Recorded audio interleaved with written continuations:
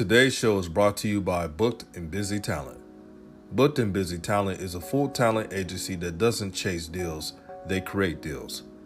Clients receive counsel from strategic management consultants who have worked at Google for former President Barack Obama and in the healthcare industry. Their cross-industry business knowledge has helped them secure groundbreaking deals for their clients, such as first-team All-SEC gymnast Darian Goburn, the undisputed queen of the four, and Jackson State University two-sport human highlight reel Malachi Wyman. What are you waiting for? Get booked and busy today by contacting them at bookedandbusytalent@gmail.com to set up a future client consultation to get your NIL deals rolling.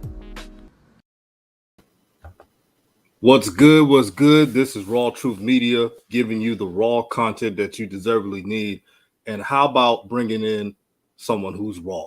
And that's Ken Clark with the 1400 Tiger Club. How you doing, my brother?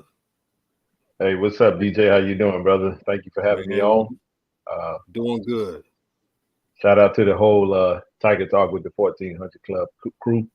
For those that aren't aware, podcast, we on all podcast outlets, Spotify, Anchor, Apple Music. Tune in if you haven't, man. We over 200 plus shows, deep and giving you that raw, real, and uncut, content for all JSU athletics. So happy to be on, man. Congrats to your platform, and I appreciate you for having me on. Thank you, my brother. I hope I don't sound like Kanye West, but this is the source. This is the source of all JSU information. I'm not trying to be biased, but his platform is the source for JSU information. How about getting information from people who went there? One of them. I'm gonna say, yeah, one of them. We got some really dope platforms out there. Shout out to the Pregame Show. My brother Neely and Chuck B. They do a phenomenal job. They have unlimited, unparalleled access to Coach Prime, and they're giving you more audio visual. Corey C. is the one that heads the Tiger Talk with the 1400 Club, the podcast itself, and I'm just simply a co-host, man. And it's a labor of love, man. Shout out to Zoe, shout out to BJ, shout out to Mike B, the whole podcast crew. But I also want to shout out the 1400 Club family, Greg, Thad, Brian, said the whole crew, man. So I'm just one of many, and we ain't just getting started, brother. We've been here for a little while, and we appreciate Coach Prime for shining a bigger light so he can let our platform reach a little bit deeper than what we're currently doing. So happy to be on, man. Exactly. And let's talk about the good stuff first, the recruiting class. Yeah. Now, a lot of folks were just like, after signing day was over, they were saying, well, Jackson State didn't get Shamar. I thought they was going to get these players, instead of highlighting that JSU made history again. Why is that? Why is that? Well, let's do it like this. First and foremost, we want to give the coaching staff, Coach Prime and the entire coaching staff, nothing but, kudos. This was their second full recruiting class and I say second full, but we're still recruiting. So we're still getting, we still have the potential to add to the 2022 signing class. But for those that don't follow recruiting, we've been, I'm one of the few, myself and Zoe and some of the others that have been following recruiting as a whole for quite some time, brother. And last year's class was unprecedented because it kind of got kicked off. Coach Prime new to the conference, new to Jackson State, and he came in guns blazing. He was, we introduced him in September. He jumped right on it in December and put together a really good signing class. I think the shock and all was Warren, Dejan Warren Nugget, and several others that we saw play in the 2021 season.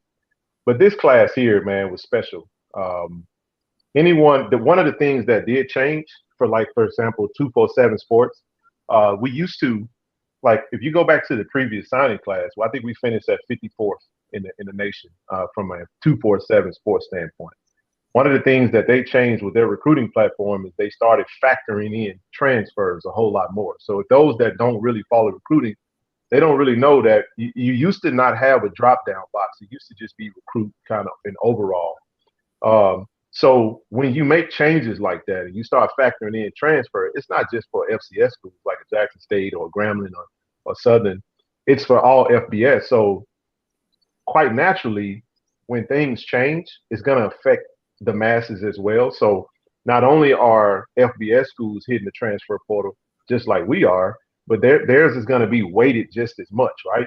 So um, anybody that thinks that Jackson State didn't have a good signing day, I would say this: National Signing Day, we really hoped to land a big fish. I think we all know who that person was. I was hopeful. I'm gonna be real with you, man. I was hoping like a mug that we could have added Shamar Stewart. That would have been crazy, right? However, it didn't make or break the signing class. I mean, man, I'm still not over the fact that we signed the number one player in the nation. That hasn't. I'm still in awe of that. You know, that's unprecedented. I think the Kevin Coleman signing, you know, on the All-American game on national TV, nobody saw it coming. When you start seeing Jackson State University signs the number one player and it flash across your screen, you get the Bleacher Report alerts, you get the ESPN alerts, man. It was an emotional day. So that was early signing. So National Signing Day has changed a lot because early signing period is like the new wave for college football recruiting now. It used to be National Signing Day, which is still big, but if you notice, there's a lot of schools, they get most of their recruits in December because, you know, and then usually National Signing Day is kind of for those who want to wait and make their announcements for then. And then there's another phase, which is for those May grads. But in the end, it wasn't a disappointing, you know, anybody that, and I'll say this, anybody that wants to paint a Jackson State any topic in a negative light, they can do that. They have the full autonomy to do that. They have the right to do that. But brother, make no mistake about it, man. We're sitting literally like 0.2 points behind Arizona State. And I'll challenge your subscribers and those that are tuned in to go to 247 Sports, man, and drop down, do the overall tab. Jackson State finished the highest FCS class 2 years in a row, man. We're sitting right around 60, but we're not done yet, man. We still got some more fish that we're trying to reel in, and we'll see whenever that those names hit the airwaves. But I think anybody that wants to make light of our signing class is just being selectively ignorant. Because when you sign 2 ESPN top 100 players, including the number one player in the nation, there's no way in the world you can say there's no record of any FCS signing a 5-star, not just any 5-star. We're talking about the number one player. So that signing is a part of our signing class. So maybe not the National Signing Day splash we hope for, but I put a tweet out there. You'd be a fool to let somebody that's on the outside make you feel like we didn't have a phenomenal signing day. Like, that's crazy. And brother Ken, I was so happy with the signing class, even without the Shamar Stewart signing. You have a player in Travis Hunter Jr. who is compared to Charles Woodson. So man, it was irrelevant what anybody else had to say, because who's done this before? No one has done this before. Right. I think the coaches did a phenomenal job addressing needs. We didn't finish the 2021 season the way we wanted to. We went to the Celebration Bowl. We got beat, and it wasn't a good feeling. We went into the offseason with a sour taste in our mouth. Everybody all season had been saying that we needed to shore up the offensive line. I mean, you know, the coaches did that. I think this was a needs-driven recruiting strategy for the coaching staff, and they hit some home runs, man. We addressed the offensive line. We added more depth to the positions where we were already deep. We brought in some extremely high caliber young talent in Kevin Coleman and Travis Hunter Jr. We added Tavis Beasley out of St. Oh, come on, man. You know, St. John Bosco, one of the top high school programs in the nation that play out here in California, man. That is a cornerback pickup that none of us saw coming. You know, just kind of popped out of nowhere, and that was exciting. So when you look at the class, I think when you look at the players that we lost, losing Keontae, losing Al Young, losing both James the Problem Houston as well as Antoine Owens, those are 4 starters that were staples on the defense that led to really the nation. When you look at the pieces that the coaching staff, a lot of edge rushers, a lot of defensive linemen, some cornerbacks, more depth, and more wide receivers, running back. They addressed every single position, and to finish, in the top 60 class, and it's still unprecedented. It's still just I can't say anything but hats off to the staff and what they've been able to do. And I'm excited about what they'll continue to do, because if anybody that's been following Jack State, man, we didn't sign James Houston until right around the summertime. So we still got time. And if you listen to our latest show with Coach Otis Riley, director of player personnel, he mentioned we didn't give out all our scholarships. We still got a few left over that we can still add to this signing class. Well, Coach Prime say 40-40-20 rule. So that's what he put out there. After the spring game, and this is a prediction that we all that keeps up with football, especially college football, understand, with the new transfer portal era, there's going to be a lot of kids who are down the depth chart. They're going to transfer out, and there's going to be players that could come in and help. And I expect some more to join Jackson State. This is another segue to the live stream. A couple players on this recruiting class you think will stand out the most? We already know Travis Hunter, but other players that caught your eye? I would say this: I go back to the defense. The defense is what made us a really good team. There's a saying, offense sells tickets, defense wins championships.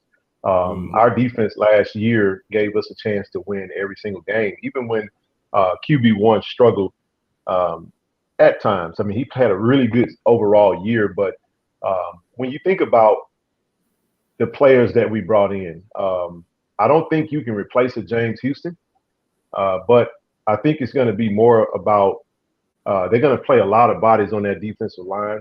A couple of players that kind of jump out to me that I think is going to make a major impact, may not necessarily come from this class, but I'll stick to this class for now. First one that jumps in mind is my man Burgess out of the transfer from Maryland. He's a Burgess as well as Antonio Doyle. And I say Antonio Doyle because Antonio Doyle is 6'4", 245. He's a physical linebacker / edge rusher. I think he's going to come in with some quickness and some toughness off of the edge as well. But we got some hybrid style, interchangeable defensive linemen. That's kind of where I make my, I hone in on, because, you can control a lot from an opposing standpoint by having your ability to make an impact and rush the quarterback and put pressure on the opposite side of the ball. And when you think about it, this is what I got in mind. You remember this 49ers, right? The 49ers was one of the few teams in the NFL that was able to get pass rushers, and they only rushed 4 people. They only used their defensive line.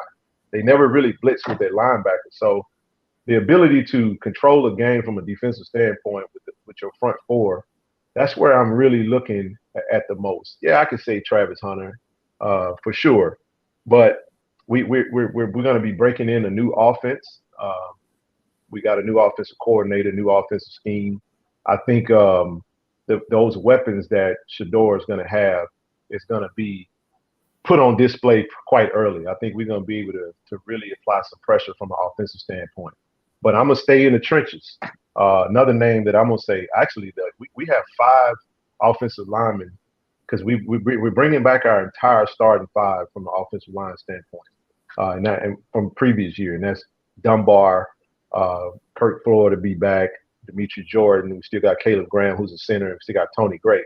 But when you add a Semi Moala, I had a chance to interview Semi. We'll be dropping that interview here soon on Tiger Talk with the 1400 Club podcast. Phenomenal pickup. I mean, you're talking 6'7", 315 pounds of offensive lineman that can pull, that can move, agile. Evan Henry, a guard, an interior guard from transfer from ULM. Zach Bro, I had no idea we were going to sign him day. but to get that center depth, and then the other offensive linemen. So the two names that really, really, really, I think on both sides of the ball that jump out for me is Antonio Doyle, because he's going to be probably the one I think that's going to fill that role that James Houston is going to that he's going to leave a void for. But Semi Moala, man, that right side of the ball. If you go back and look at QB2, not QB2. It's all good, brother. Ain't no QB2. QB2. What I'm doing. So no, I'm thinking when you go back and look at a lot of the times a lot of teams applied a lot of pressure from an outside standpoint. I've of one, not to get in trouble. I felt like our offensive line was mostly guards. That's just my opinion. I said that all year. I thought we had a center and 3 guards and 1 tackle. Tony Gray being the only tackle on the offensive line. And the coaching staff did a really good job. 60% of that line was players that was under the previous regime. Only 2 players that Coach Prime recruited actually started on our O-line. So I think we got much bigger, faster, stronger on the O-line as well as the D-line. We got a whole lot of depth on D-line, and I think it's going to be an emergence of players that you hadn't even seen, man, that was from the previous class. That's what makes this class so great. It's not just looking at bodies. It's the complement, because you can't just take one class and say, oh, this class wasn't weak. No. You got to put them together, and you got to see that this is a full strategy, man. And I love the way these pieces that the players have, the coaches have added to this team, and I think they're going to complement extremely well with what the coaches want to do. So that's my opinion on those two. So Antonio Doyle, Semi Moala, those are my 2 offensive. Antonio Doyle, Semi Moala. I watched their film, brother. Very impressed. I think they're going to wreck shop as soon as they touch the field. You all that are listening that are going to the Jackson State spring game, tune in and look out. I also want to bring up Quade Davis didn't play last year, and yeah. Okay. No. I'm just telling you. Listen, man. I just said this. Zoe listening. I just said this. What was it? I was talking to somebody, man. It might have been Sunday night. Listen, man. The reports we get from that kid have just been phenomenal. I mean, to have I look at Quay Davis like a baby Dez Bryant, man. I mean, he's one of the fastest receivers on the team. Physical. I'm talking about that yak, man. He reminds me of a baby Deebo Samuel. The ability to do a lot of things when he gets the ball in his hand, and has great hands. He go up and get the ball at the point of it. He don't wait for the ball to come to him. He's got great hands, man. Great route runner, physical, fast, and I think Shador is going to be happy with the weapons that he got. We got a lot of weapons on offense that's going to give some opposing defenses some fits. But shout out to the other teams, though, because if you follow their recruiting strategy, they've done a good job of trying to bring DB depth, because they know that it's going to be the SWAC is about to go back to the good old days, man. It's going to be a pass happy. Airing it out. By trying to air it out. I think of one in particular, Alabama A&M. I think they brought in a lot of DBs, a lot of safeties, a lot of cornerbacks, which are smart, a lot of high caliber talent. And I think they feel that they can shore up their defense and make it a good competition, a good game, man. And it won't be they feel it won't be the same as last year. So and shout out to all the SWAC schools that recruited at a high level. It's impressive, and we need to celebrate that more. We really do. We talking about what Jackson State not getting and making, just headline and stuff that's not really important. We need to highlight that more. And I want to. Here's the thing, man. Here's the thing. We're FCS program, right? All FCS schools, they usually, for the most part, they only get 63 scholarships, opposed to in the opposite of an FBS program that's usually that gives out 85 scholarships. So FBS, FCS, there's a 22 scholarship difference. I said that to say this: Jack State can't sign everybody.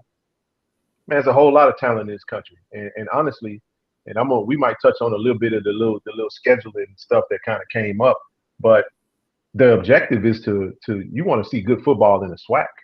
Man, the SWAC is where it's at, man. And not no slight to the MEAC, the MEAC too.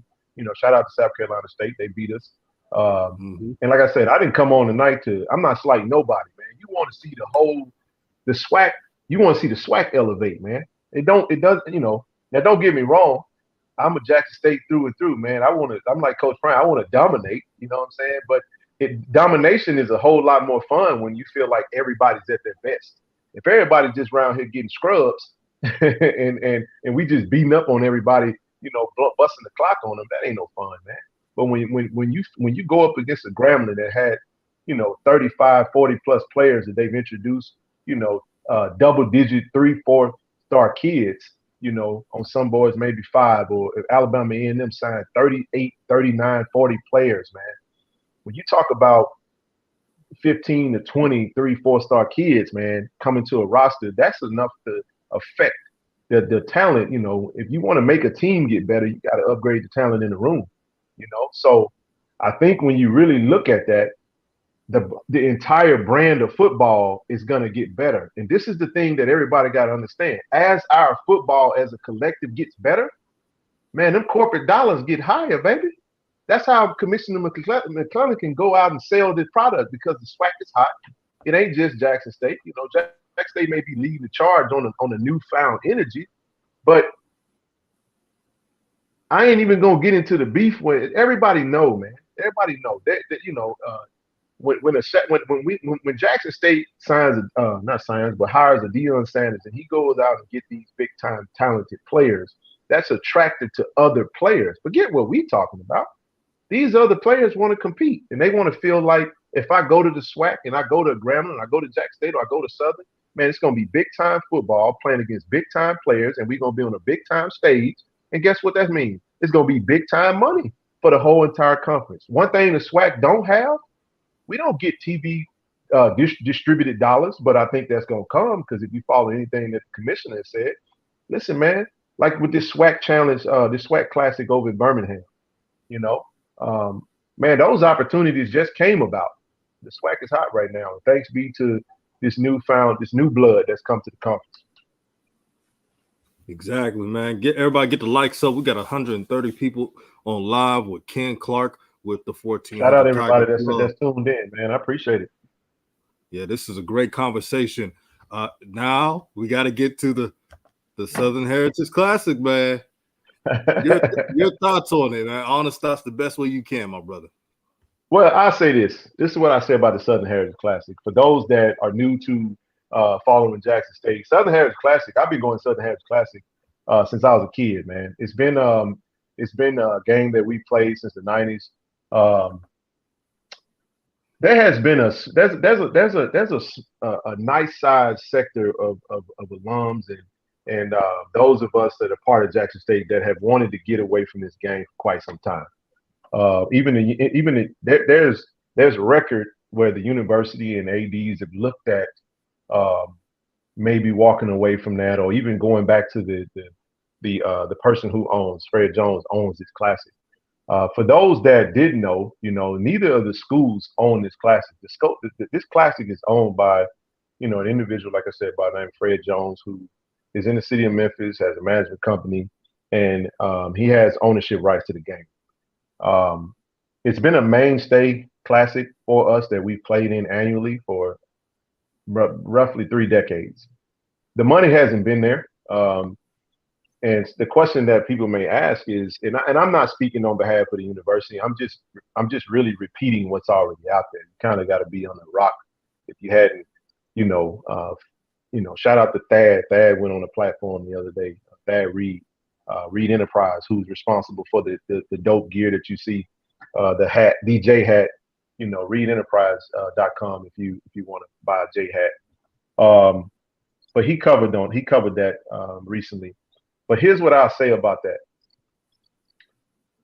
We renewed our contract with Mr. Jones in 2019, right? Jackson State wasn't very good at that time. I'll just be real with you.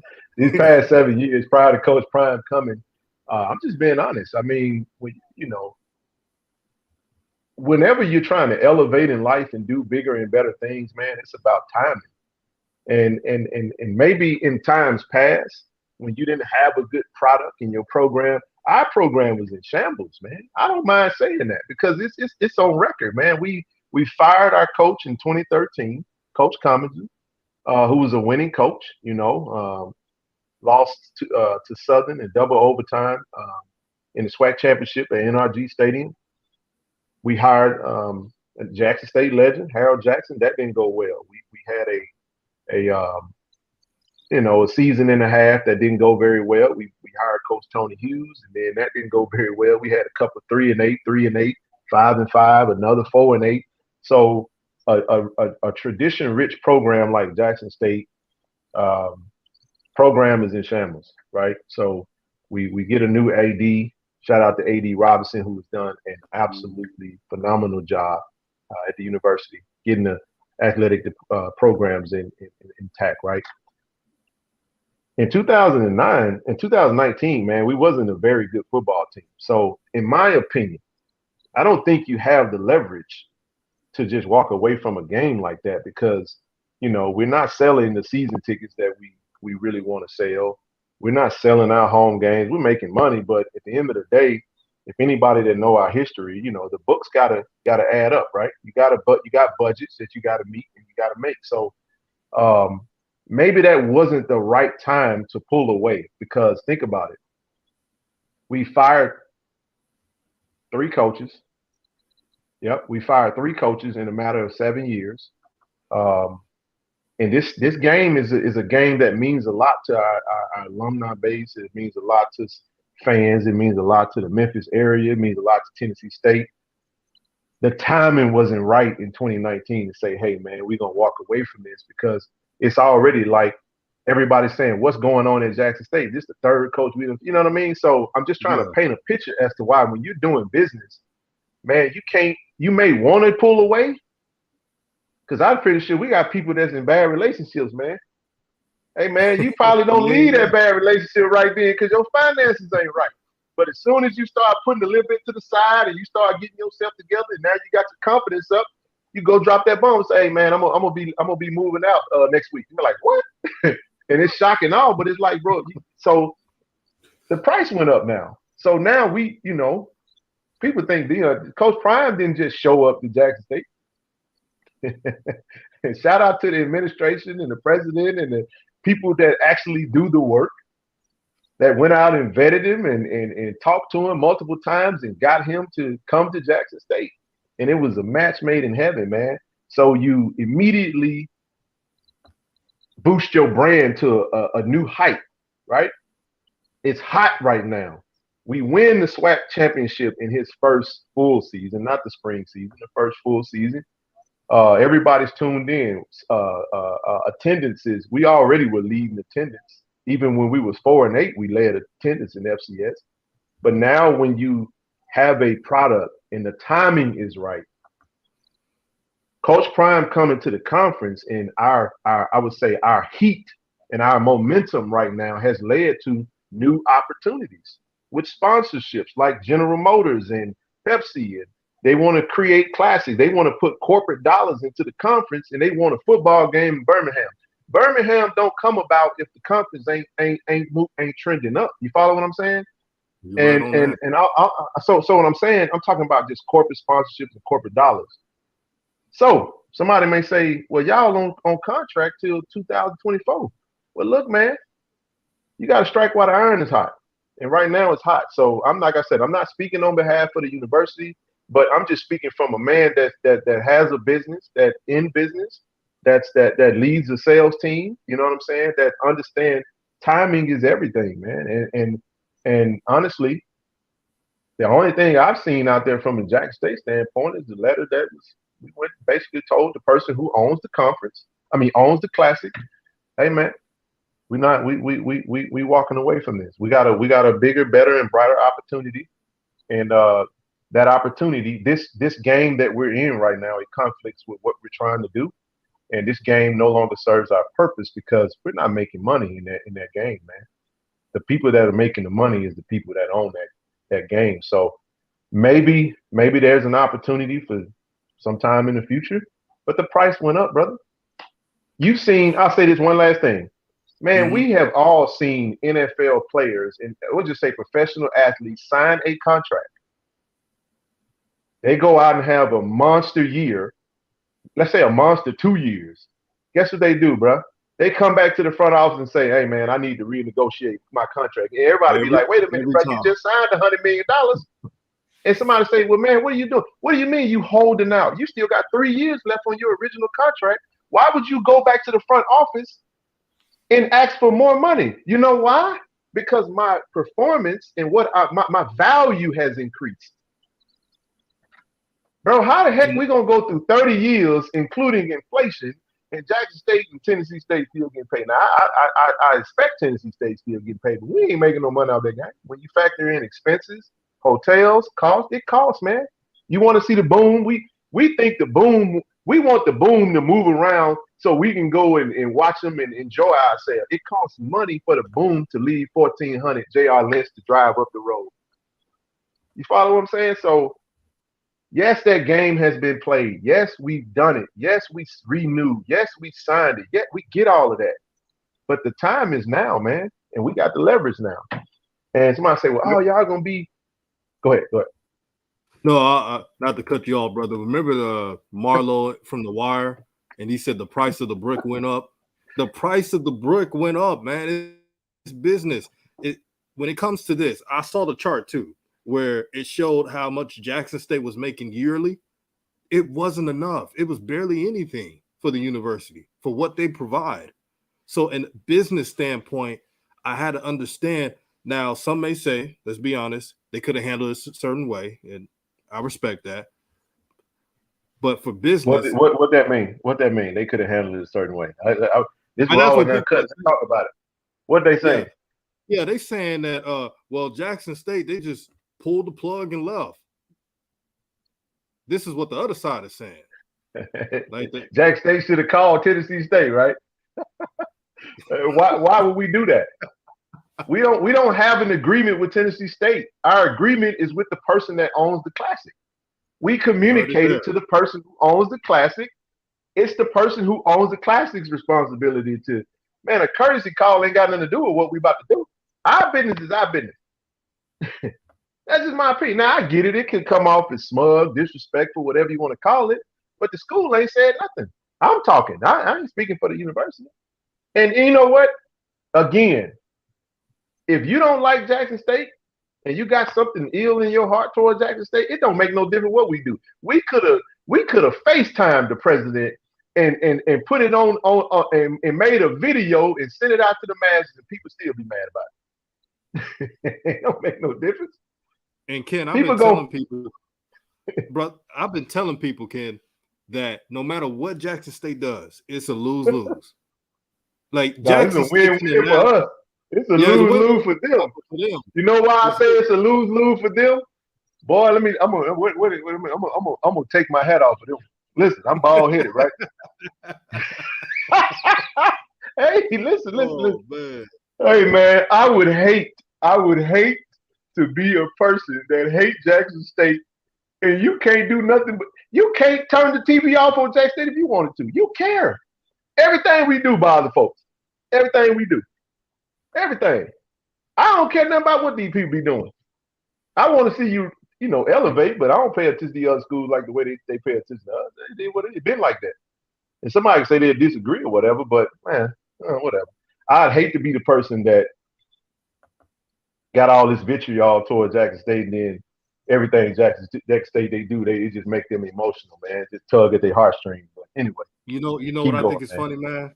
You know what I think is funny? If any other school was doing what Jackson State was doing, they would have been celebrated. Man, look at Alcorn. Look at Southern. If it was one of those schools, if for some reason, and talking with Jackson State locals from DMs and messages, it seems like Jackson State's been hated on for years, even We before have, Coach man. Prime. Man, this ain't just started, man. This just the only people that's new to the man. We got Facebook groups, man. Where we beef. I got out of the group. I got out of. I personally exited the conference. You know, the look, and it's all good and fun. It's all in good fun, man. I got out of the groups though when we hired Coach Prime because I knew what was coming. Man, we've been you know, every school would feel like they you know, they get their fair share of beef, man. But you know, we call them the coalition, man. It's always been thee against the world, man. This ain't just started. I mean, I'd be mad too, man. If I didn't love Jackson State and I wasn't, you know, true blue, I think I hate it too, man. I hate us too, man. Because you know, we get on folk nerves, man. Hell, some of our own, some of my beloved fans and alums and fellow Tigers get on my nerves. So I get it, but I love them though. It's all good. But hey, man, it's been like this. It's been like this for a long time, you know. But it's all in good fun though. You know, everybody want to beat us. You know what I'm saying? But we got the gun now. It ain't no fun when the rabbit got the gun. You should have heard the reaction when y'all lost to South Carolina State, man. Everybody celebrated.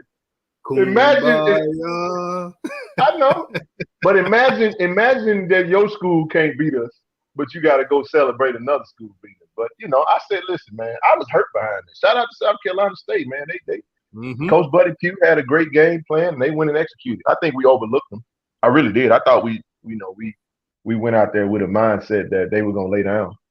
Nah, man, they punched us in the mouth, and while we were trying to wipe the blood off our lip, they punched us in the eye. Then they kicked us in the stomach. They just kept hitting us, bro. And we all sitting in Atlanta like, all right, man, come on, bro. Turn the light switch on, man. What the hell? Did somebody had the light? They had switched the breaker light off and took the light bulbs off, man. The light never came on, brother. So it's all good, man. But as far as the Southern Heritage Classic, everybody has a right to have an opinion, man. In all seriousness, the university has not given a statement, so everything that you're hearing is really hearsay. We communicated. What I do know is we communicated to the person who was over the Classic, and we've expressed our interest to exit so we could go in a different direction. Outside of that, there's nothing else. Everything else is just chatter. I look forward to A.D. Robinson and the administration to come out and speak for the university. But no one can speak for the university. Only they can. And we'll know. We'll know when we know. Exactly. When that so-called fake schedule came out, I told myself, do not make a video until the JSU athletics announce it. I told myself that. But hey, man, about that schedule though, for everybody that wanted to lose their mind, man, it you know, I'll just say this about that. You know,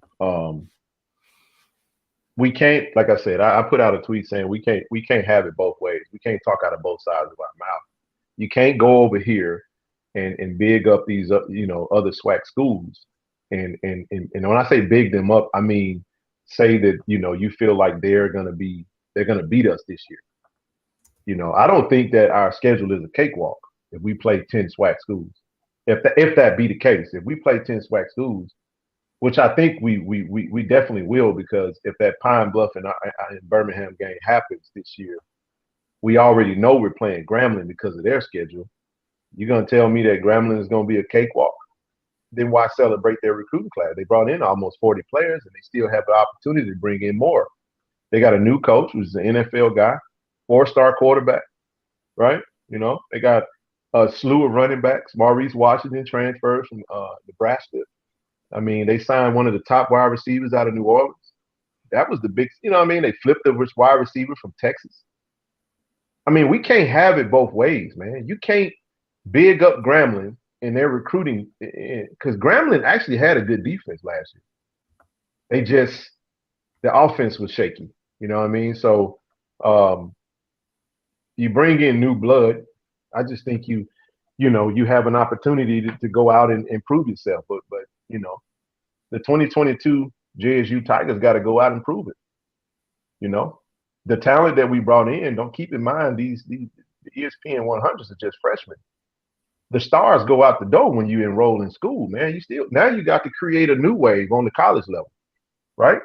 So, how you gonna poo-poo the schedule? Because you cut off your nose to smite your face, man. You calling your school week. If your school is on our schedule, shut up, man. Don't get y'all. And then people want us to schedule the listen, man. Our FBS opponents and our FBS schedules were scheduled before Coach Prime got here. We play Texas State next year in 2023, and we play at ULM again in 2024. That's on record, right? So it is what it is. We played ULM this past season. We felt like we should have won that game, in my opinion. We one more touchdown wins that game. But the reality of the matter is, man, is that you can only schedule who you can schedule. We got 8 SWAC games that we know we're going to play that are conference games. All that happens is it flips. Everybody we played at home, we're on the road. And everybody we played on the road is now going to be at home. So that's 8. We only got 11 games, right? If we bring in 2 non-conference games, whoever we go out to try to schedule, we got to reach out to them because we're going to need a home game, right? Shout out to Grambling for for coming to Jackson because we needed a home game. So when you're getting on the phone calling people got to get out of their own way, man. They think that just because you think it, that's how it works. That's not how it works, man. When you're scheduling and you're trying to create a schedule, you're trying to find an opponent that's available for that day. And they got to be willing to come to Jackson that day. We already got enough neutral site game. We already signed up for the Gulf Coast Classic versus Alabama A&M. We already signed up for the Orange Blossom Classic. Now we just signed on for the SWAC Classic over in Birmingham. So with 3 classic games that's not going to be in Jackson, and you got, one of those games being a conference game. So you got 7 other SWAC games that's going to be, either on the road or at home. You don't have a lot of slots left. So when you're calling around trying to find a game, you're trying to find a game for someone that's available that day and that's willing to come to Jackson. And I think when you really break that down, your options are not going to be what it is. So anybody it can kill that narrative that we don't want to schedule whomever. You can, if you want to get on the airwaves and talk about who we could have played, go show me where we had the opportunity to play. You don't know that the schedules could have aligned. I'm not making any excuses. I'm not the one making the schedule, right? But in the end, the objective is to win the game. Who care who we play? 10 SWAC schools. Everybody get a shot. Everybody got a shot to knock us off. And like you said, Ken, like you said, a lot of folks have been saying, hey, this is our chance to beat Jackson State. There's your chance. 10 SWAC schools, settle it there. That's what I've been hearing all months. I look at it like this, man. Imagine don't the SEC do this every year? You know why the SEC prides themselves on playing in-conference games because they feel like their in-conference is going to be a gauntlet to get through, right? So Alabama's going to go play they're going to go play Citadel or they're going to play Troy or West Alabama or somebody like that for their non-conference game. Every now and again, you'll see them play. A lot of these schools don't want to play big-time FBS programs because they don't want to mess their chances up for the college football playoff. They already got to get through the SEC. So I think when you have a product and I think we're just in a unique situation where we can play an all HBCU schedule, which I think should be celebrated. JSU is not in the business of scheduling games so that people who don't like us anyway can feel better. Because if we do give you the games you want to give, all you're going to do is put on the shirt of the team that we playing against. So, man, the heck with what you're thinking and what you're talking about, man. Hey, we're not making our schedules appease nobody. Just show up on game day and try to beat us. Exactly. And you know what they're going to say? But Jackson State recruited the highly ranked players. How are they going to go against anybody? But then you said the SWAC has upgraded the talent. See, it's too much fence jumping going on, man. It's funny to me. Well, I think that position is already decided before we even have the topic. There are people out there that's going to take the. You see these shows out here, man. I'm just telling you, man. You always got to have oppositional. And listen, before anybody that's watching, they may feel like I am not the one that feels like you owe Jackson State positive commentary. If you want to talk about Jackson State in a negative light every day, by all means, go ahead and have your way. But it ain't gonna change anything. You see what I'm saying? Like it doesn't move the needle on anything. And there may be a group of people that side with you and ride with you with what you're talking about. But in the grand scheme of things, man, we doing what's best for Jackson State. I mean, how cool is it that we can schedule 10 SWAC teams and we can meet our financial goals for that year? The goal is to win the conference. The goal is not to go to the FCS playoffs. The goal is to win the SWAC championship and go to the Celebration Bowl and win the Celebration Bowl. We did not do that this past season. We won the SWAC and lost the Celebration Bowl. So we got goals out there that we have not accomplished yet. And in order to get to the Celebration Bowl, what do you have to do? You have to win the conference. It's that simple. Listen, man, that FCS playoffs is cool for those that want to play in it, but man, we don't get nothing from going to that. It's a money pit. Matter of fact, the top teams in the FCS, what did they just do? Aren't they jumping into the FBS ranks? They've even said themselves that those deep runs into the playoffs are financial hardships, man, for them. Some of them, because the money's not there, But don't get me wrong, man. I would love to see us compete against anybody, but I don't think you're gonna get that this year. I don't think you're gonna get that in 2022. And Jackson State gonna be playing football in 2023 and beyond. So just hold your horses. Just try to beat us this year. If so happen, if we roll out a schedule and it's similar to what you saw, hey man, time to suit up on game day. That's all we got for you for 2022, and then we'll look forward. Because I can tell you right now, 2023, our non-conference games, I know 3 of them right now: Southern, Texas State, South Carolina State. We opened the season up in Atlanta for the SWAC MEAC Challenge in 2023 versus South Carolina State. We know we're going to San Marcos, Texas to play Texas State, which is an FBS school, a pretty decent one. But then again, and we got Southern in the Birmingham over in the SWAC Classic game. So that's 3. And right now, when you look at the way the schedule is made, I think we're gonna probably play 12 games in 2023, in my opinion. Maybe we add another game in there where we can get a 5th home game. So we'll see. We'll see. Dim Boy says this is the reason why I listen to Tiger Talk with the 1400 podcast. Hey, y'all better subscribe to it on Spotify. On Spotify, man, we a lot of us say we have our blue glasses on, and we just listen, man. An opinion is like a nose, brother. We all got one, but we have a very passionate and opinionated fan base. Not everybody that are fans, that are alums and fans of Jackson State is 100% happy with everything that happens. Nah, you don't get that, man. That never happens. Boy, you should see some of the conversations we have amongst ourselves in some of our groups, man. It get intense, man. Man, it get exhausting. Sometimes you have to just log out of Facebook, or you have to go out and be like, all right, y'all, just come on, man. We got to do better. You know what I'm saying? But they know what I'm talking about. It ain't just people from the outside giving flack, man. We catch it inside, outside. It don't matter, man, because we got a lot of true blue fans and alums and supporters, man. And everybody is not going to be happy with everything. I think in the end, though, I think winning cures all that. In the end, you still got to go play the game, brother. You see what I'm saying? There's no games that are guarantees. Go back to last season. That game down in Baton Rouge was a hard game to win. Yeah, we won that game towards the end, but I'll be remiss if I sit up here and say, man, Southern dominated us at the point of attack.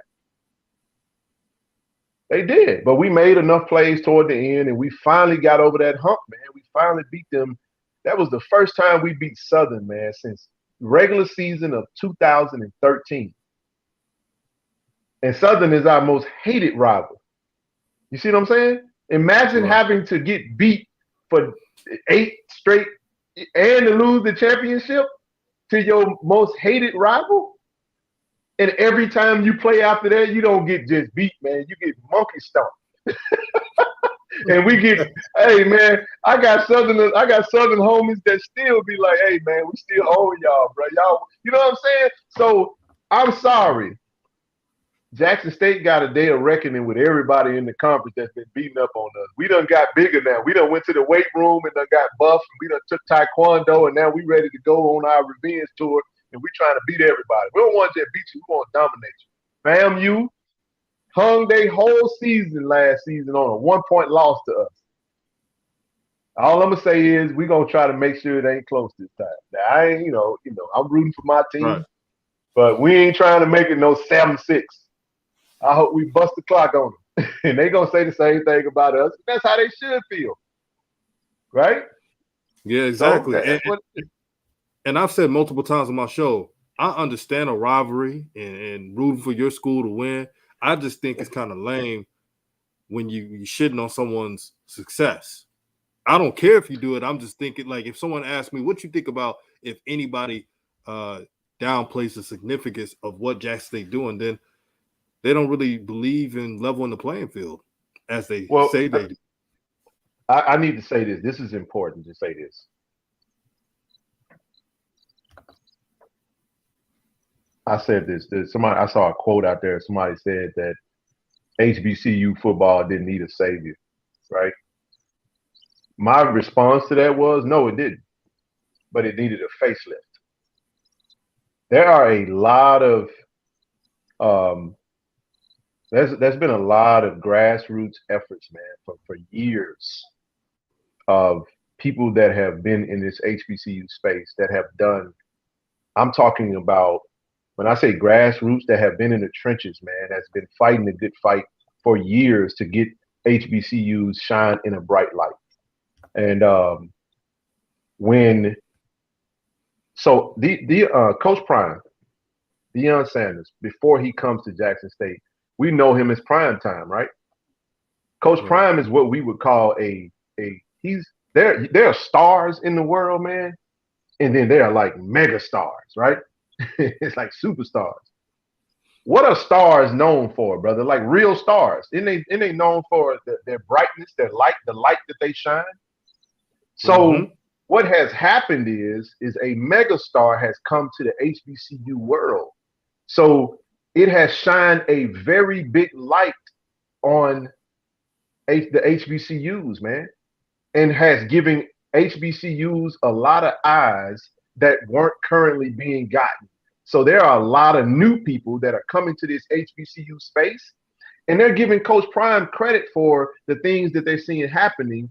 And just by nature, there's a lot of people, man, that's been in the trenches that feels like, wait a minute, man, y'all giving Coach Prime, we've been doing it. You know what I'm saying? So there's a lot of, like sensitivity there. And I understand both sides of it. But the reality of the matter is that we've always needed this. We always needed just one person that really could come in, that really didn't have nothing to lose, man, to come in and kind of take it on the chin and kind of elevate us to the forefront.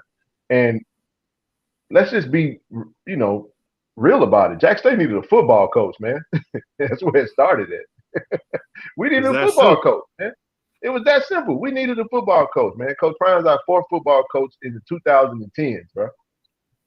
We hired him in 2021, but he was our 4th. Actually, he's our 5th in a 10-year span. Think about that.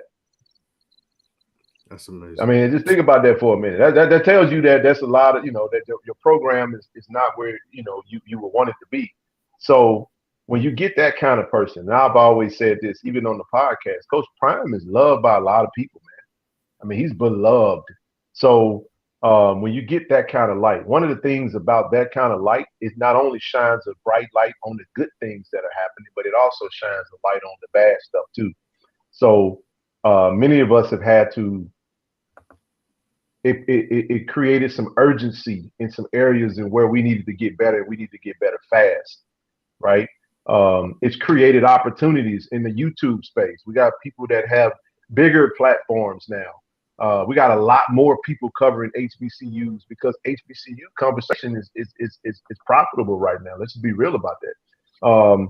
There are more people that are tuned in than what it used to be, and we don't have to get into the we don't have to split hairs about. We know what it is, but it is what it is. And he is the face of this newfound energy and blood that has come. We are seeing things happen that we've never seen happen before.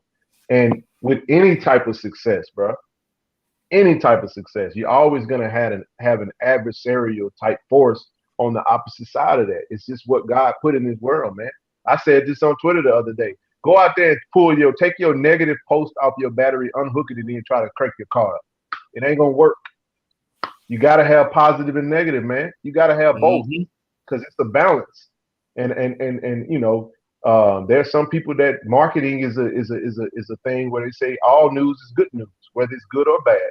Whether you talking about how weak our schedule is, whether you're talking about the recruits we signed, whether you're talking about Tennessee State, you're talking about Jackson State.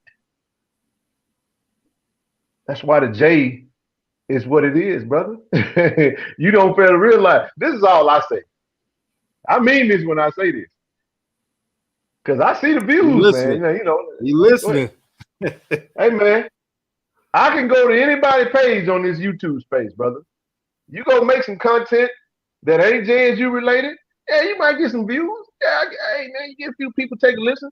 But the numbers, men lie, women lie, numbers don't. Jackson State moved the needle, man, as of right now. So I don't care what you're talking about. I'm telling you, I'm a businessman, brother, business major. I understand business. I understand marketing. I ain't even getting mad no more. I used to get mad when I see certain things. Man, what are you talking about? And I'm trying. You can't run it, man. You'll go crazy trying to run to every YouTube channel every time somebody say something bad about Jackson State. Hell, I say something bad about Jackson State in private when I don't like stuff. But after a while, I have my 15 seconds. I calm down, let it be this. All right, you know what? Let me make some sense out of this. Okay, what were we thinking though? You know what I'm saying? Like for me, I'm still not a fan of the Gulf Coast Classic. But they didn't call me and consult me and say, "Hey, Ken, what you think about this move?" They don't call me when they make decisions at the school. I'm just like anybody else. So what I'm saying to you is this, man. Let me do this. I'll do it this way. I'll use this as an example. I went to a YouTube channel. I'm not gonna mention their channel, and I looked at the content that they was putting out. Some of their content, they had interviews and they had some things that was out there, pretty decent numbers. And you look at all the JSU videos. Do you know that the JSU content quadrupled the views? Go look at it for yourself. I challenge anybody to do that. Just go look at it. There's a reason why every time Jackson State moves, it does. And listen, man, how the hell you gonna poo-poo a man listen? Coach Prime's, I would say, presence in the conference has made a lot of things expand for us, bro. Come on, man. Don't sit up here and act like you ain't monetizing this Jackson State stuff. Not you. I'm just saying anybody. Anybody that's doing it, you still got to put the work in. So it's not a bad thing because if you are going to take the time to sit in front of your camera and give your time to your passion, to your thing, it doesn't have to be pro JSU. I'm pro JSU. We pro JSU. You follow what I'm saying? The adversarial type positions is what's going to keep the balance. Because let me say this, not everything that the people that don't, pardon my friend, that don't rock with us, not everything they say is wrong. Everything ain't wrong that they say. Can I give you one example? Go ahead. This is one thing I agree with some people. Like homecoming. Now, homecoming usually you play the weakest team, but I just don't want no D2 schools. But I understand I'm not the AD, so I don't lose sleep over it. Well, let me give it to you like this. Let me cause everybody that's gotta, because that makes sense, right? Think about it like this.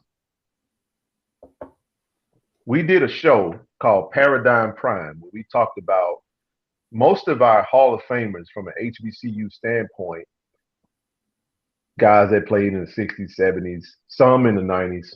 Alabama A&M will have one. Robert Mathis would be in the Hall of Famer. Aeneas Williams that played over at Southern, Hall of Famer. Hopefully we get Jimmy Smith in there, hopefully. So my point is, but most of those Hall of Famers are in the heyday prior to the PWIs coming in and patronizing and I would just say, patronizing HBCUs for their talent. So we always wanted to see what's happening happen right now, right?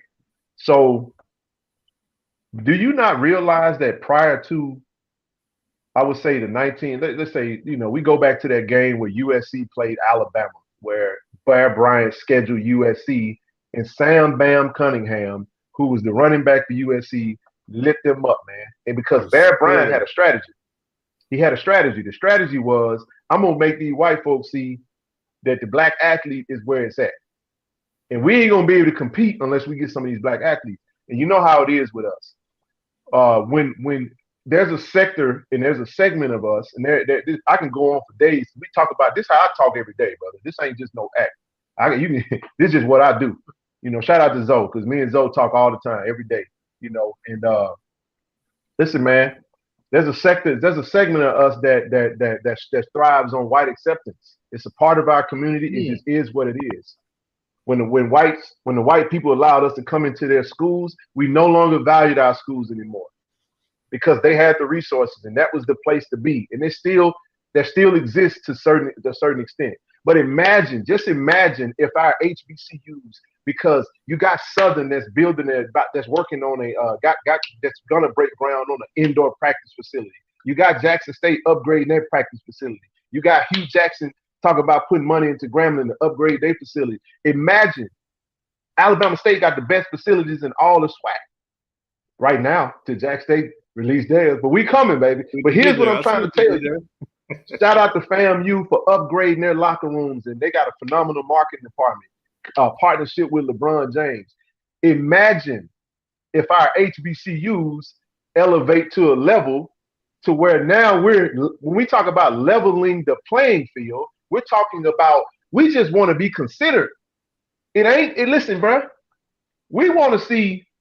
I got a peanut head, I know, bald headed. I lost my hair around 27, but forget y'all. Anyway, but listen, we don't just want to see a J hat on the table, brother. We want to see a G hat, a SU hat, and we want to see those hats next to Texas A&M because that's leveling the playing field.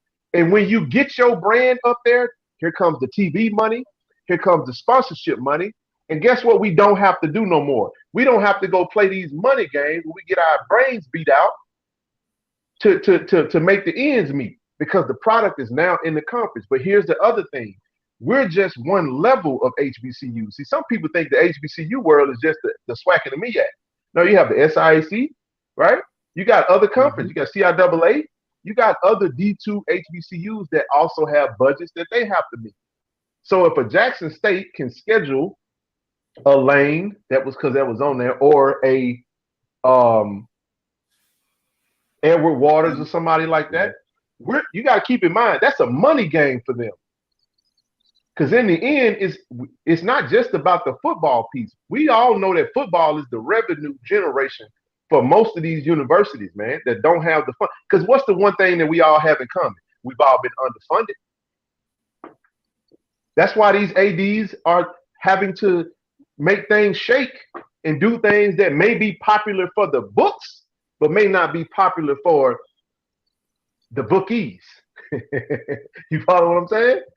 Oh yeah. That's what I'm saying. So don't poo-poo an Edward Waters taking a money game with a Jackson State, or Edward Waters taking a Lane College taking a game with a Southern or someone like that, because they too need that revenue. And listen, bro, Fayetteville State got a player that's gonna get drafted this year. You follow what I'm talking about? Yeah, he's a real good. I forget the kid's name. He's a really good kid. Everybody that want to poo-poo our schedule, what if all the Jackson State games are televised this year? You mean to tell me that these players ain't you tell me that a Jerry Gardner ain't happy that he got a chance to that Jerry Gardner may get drafted? And what he say at the combine? He said, "Hey man, I'm happy that Coach Prime came to the conference, shine a light on me." I'll say this. I'll share this because it's bigger than Jackson. It's bigger than listen, man. I had the privilege, thanks be to being a co-host on Tiger Talk with the 1400 Club. I had a chance to go to the NFLPA Collegiate Bowl to cover C.J. Holmes and James Houston. Akil Glass played in there, and I had a chance to meet Akil Glass's father. Shout out to Mr. Glass, man, phenomenal man. Akil Glass, really, the best quarterback in the conference for the past few seasons, right? We standing on the sideline, and Alabama A&M's offensive coordinator is the OC at the PA game. Look at that, man. I got people coming up to me saying, "Hey, man, you got connection with Dion? I got a Pro Bowl jersey. I'm trying to get." I said, "Bro, I ain't got no connection with Dion like that. Whatever." But me and Mr. Glass is standing right there, right? So the angle that we're at, we're able to see the play develop. Man, Akil dropped back. He ran the play. And man, he aired that thing out, right? And the wide receiver runs up under the ball. It was beautiful, man. Everybody was like, "Oh!" Everybody, you hearing the ahs and the oohs and scouts, right? They writing their notes, right? Listen, bro. Mr. Glass came up to me and gave me the hardest handshake. When I say I'm a father, brother, you know what I'm saying?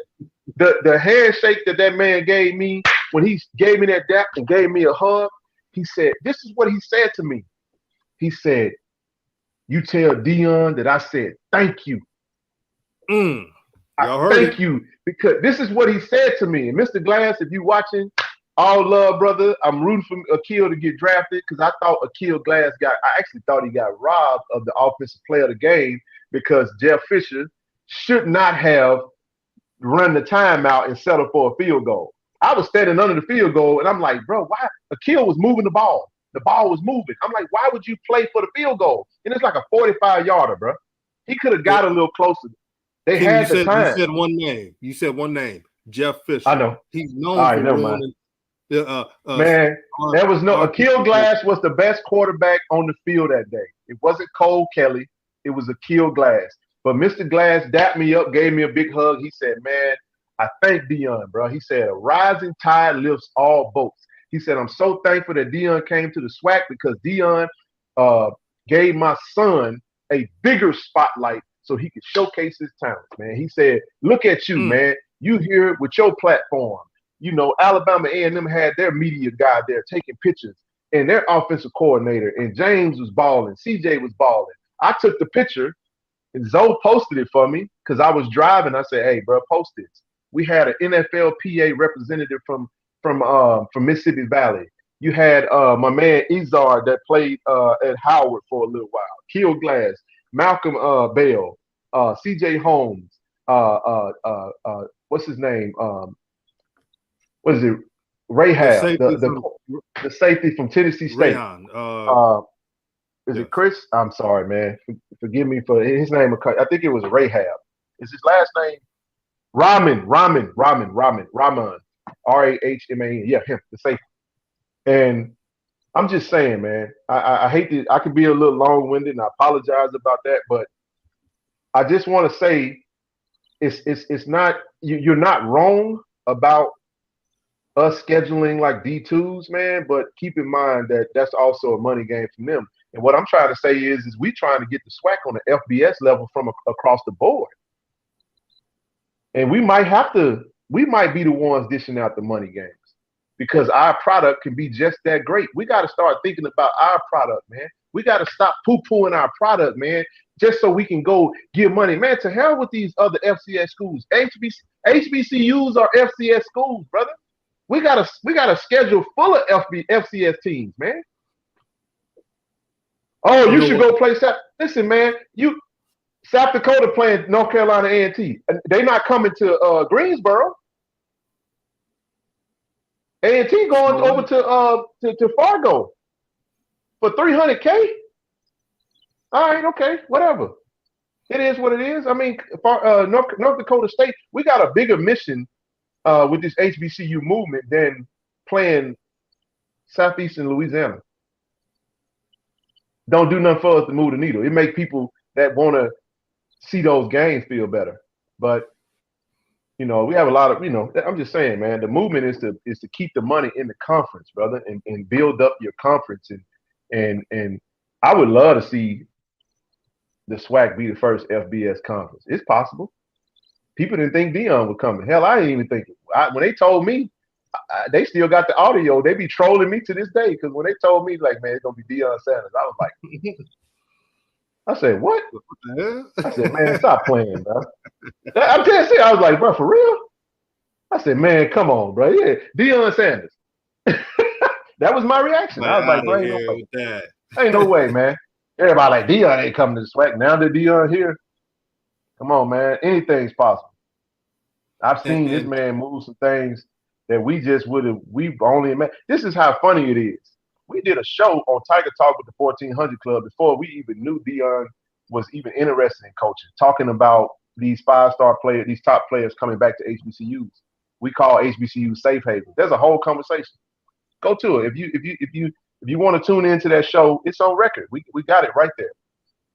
And it was sitting around a conversation with McCourt Maker when he committed to Howard, the 5-star basketball player, and that started the conversation a little bit. And we went on. We had kind of a roundtable discussion. But man, I love what I see happening right now. And I'm telling you, I'm an athlete, man. I'm a competitor, man. I like competition. I don't stack. Listen, I'm the dude in the gym that want to play with the dudes that don't nobody want to play with. Give me another dog and give me them 3 dudes and check up. You can go. I'll play against your stack squad. That's how I think. So I want everybody to get their best product. I want you coming into the game feeling like, man, we finna beat. I don't care. Y'all got 5 Travis Hunter. We about to beat y'all. That's how it should be, because that's how it's always. That's how it always has been, brother. So this old y'all ain't playing nobody. Like, come on, man. Y'all disrespecting the whole conference, man. And I know that the conference don't really give respect because we haven't won out of conference games. Well, guess what? We got some teams that got some non-conference games. Good luck, brother. Go out there and change the narrative. We doing our part. Y'all go do y'all part. Y'all go beat them teams on your schedule that's not in the SWAC conference and make a good showing of it.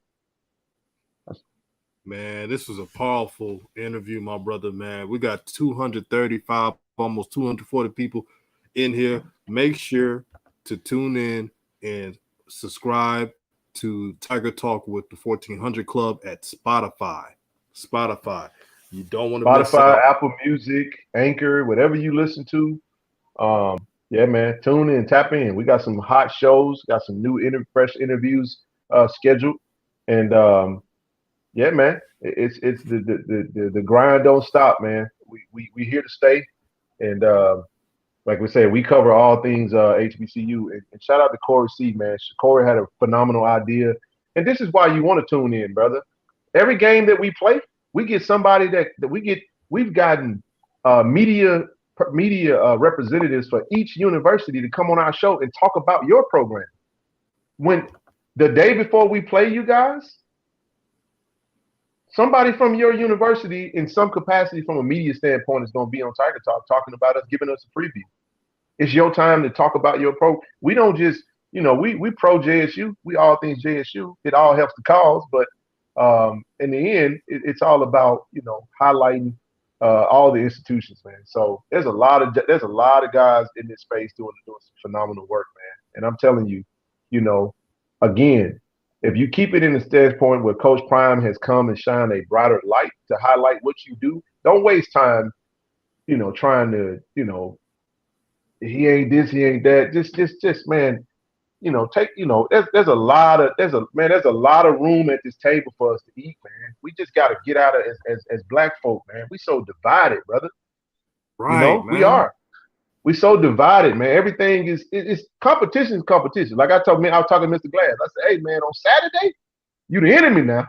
I'm trying to bust the clock on you, but when it's all over with, it's all love, man. At the end, that's how it should be. Now don't get me wrong. I ain't got no beef with nobody. I actually had to change my thought process with Coach Prime. And I sat in that room with that man. That man was intense. It was impressive to just be in his presence, and like, he's a businessman, bro. He ain't just about no. It made me realize when he said our cars have been parked for a long time, and when the last time we asked God to expand our space, hey man, I had to change my thought process and realize that it's bigger than me. And I would challenge anybody that's listening to this show, man. Listen, stop looking at Jackson State is not here to serve you. We take every situation, bro. We take everything, and I'm talking to alums included. I'm gonna just put me in that situation. I don't like self-centered people, man. I try not to be self-centered. The world don't revolve around me and my wants. Jackson State is not in place to serve you for what you want to see Jackson State do. Like, stop being selfish with that and making your selfishness and your opinion be law. It ain't. We do what's best for the people that's in the roles are gonna do what they feel is best for the university. And I'm telling you right now, I would defend these gentlemen and women that are in place, because it's been a hellacious last decade, brother. Just go check all the headlines, all the negative press, changing the president. Shout out to President Hudson, who's done a phenomenal job, man. It's just been, I'm so proud, man, of where things are now, because yesterday wasn't always like this, brother. And you are not about to make me turn my light down because you don't like it. My response to your hate is soap. I don't like Jack State schedule. Soap. Put something in the pot. If all your views is coming from JSU content, buy season tickets, raffle it off on your show, put something in the pot, baby. We appreciate your donations. And look, hey, if you put some donations out there, maybe we'll consider your thought process. But if you ain't putting nothing in the pot, zip it. Hey, brother, they want to throw salt at Jackson State, but want to take some of that Jackson State stimulus package. Hey man, we ain't no snails over here, brother. Salt don't do nothing. We gonna take that salt and we gonna put it on our meat and we gonna cook it. Salt make our dinner taste better. We appreciate it. I was told like this: if you ain't got no haters, man, you ain't doing something right. So it come with the territory, brother. I found some. I've been blessed to have a few things in this life, man. And trust me, the old saying, man, the more you get, too much is required, man. So it's a lot that come with that, man. If you don't want to be talked about, stay in the darkness over there. But we ain't going nowhere, man. And I want to see everybody. I'm telling you, man, I'm not kidding when I say this. I love what Grambling did, man. I love what Alabama A&M did. I love what FAMU doing, baby. Because guess what that means? That means when we play y'all, I don't want no excuses. I want to hear it. Y'all beat us. I don't want no excuses, though. You can't have it both ways, man. They have it both ways. But I'm just telling you, just be ready, because they coming. Maynard coming, man. Maynard's a good coach. He been thinking about that all season, bro. He been thinking about that all season. Hey, we might have beat them a little too bad. That man went out there and they got a whole new roster. Yeah. hey, man, bro, I can't even. Go ahead. No, I was saying, man, I bet you every day he looking at a calendar. He putting the X. Remember that movie, Billy Madison? He put the X on the calendar. Hey, man, we left that little pink scooter out there for him, man. That might have struck a nerve, man. We might not should have done that, but hey, we'll be ready. We'll be ready down in Mobile, man. I got a challenge to my, for any of our alums out there, man. Buy season tickets, man. When they go on sale, listen, man, support the university. Hey, man, good press, man. We're going to talk back. Y'all can talk. Y'all can hate. Y'all can say what you want to say. It's your right. But we're going to respond.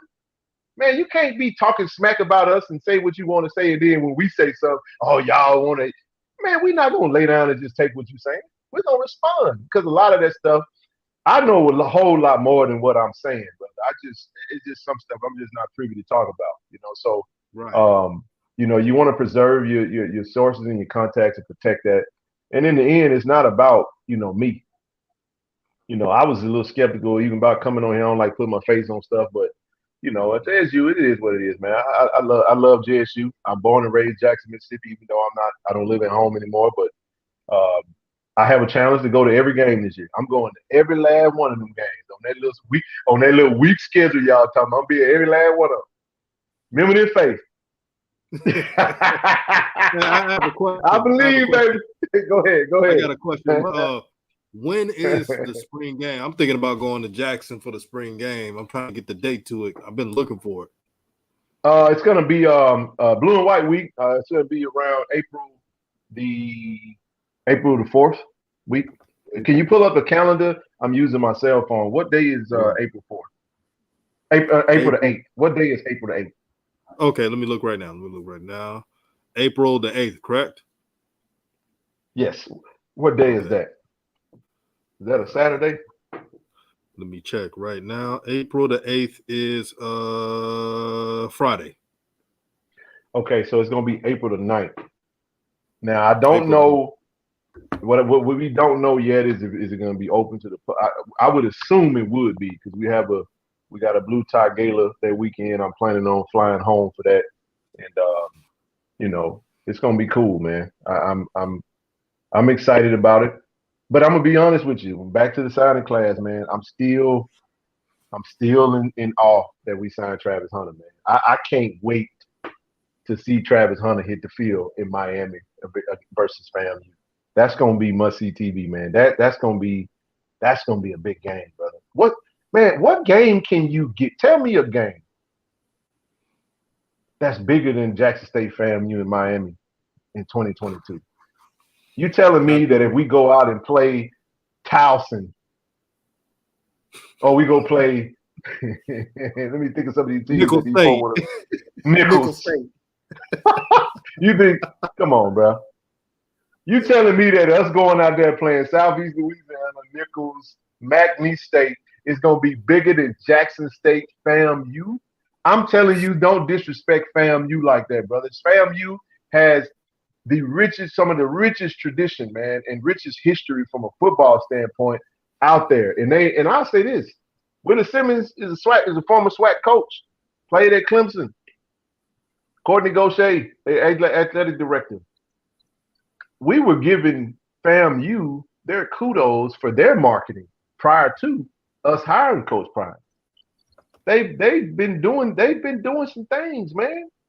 You got the amphitheater that was out on that was just rolled out from the director, the movie producer. That's a FAMU alum. That was on First Take. Man, FAMU got rich tradition, man. They doing some phenomenal work, man. So that game versus Jackson State, man, come on, brother. You know what it is, man. Jackson State FAMU in Miami this year, and it was a barn burner last year. And the whole season, everybody was like, I think FAMU would beat Jackson State if we played them later on in the season. And FAMU goes to the playoffs. And guess what? You will get your shot. September 4th, 2022. Be there, man. Miami, Hard Rock Stadium, Miami, Florida. I can't wait, man, to see Travis Hunter, Kevin Coleman, QB1, and the entire Jackson State Tiger roster, man, roll out there against the new look FAMU Rattlers. Yeah, I want to give a shout out. Go ahead. I want to give a shout out to Zoe Phillips, your boy. He said, check my out brother.